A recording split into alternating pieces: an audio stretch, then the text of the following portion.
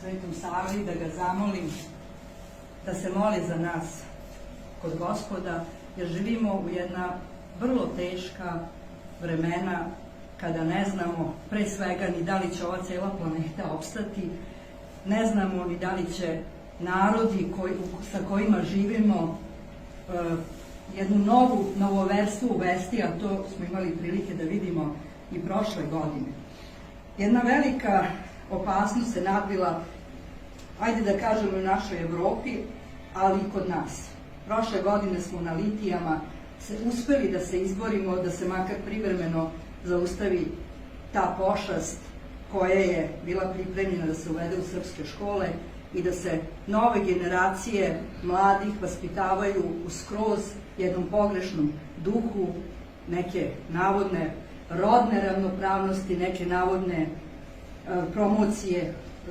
gej populacije, uvođenja toga u škole. S druge strane imamo još jednu opasnost koja se izuzetno nadvila nad našu zemlju, a to je priznanje lažne države, odnosno okupacije okupiranog dela naše teritorije Kosova i Metohije.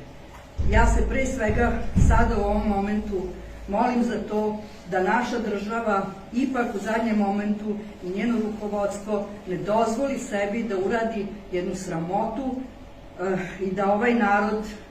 sve ovo što je proživeo vekovima boreći se za tu svetu zemlju sada na kraju ostane bez nje.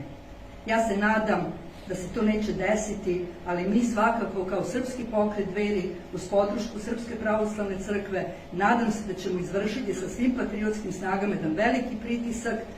na zemlju i na predsjednika Republike koji je očigledno malo više uzeo prava u odnosu na ono što mu pripada, da ipak to na kraju ne uradi. Sa verom u Boga, za borbu za našu porodicu, za našu drago Kosovo i Metohiju, našu Srbiju, ja vas pozdravljam.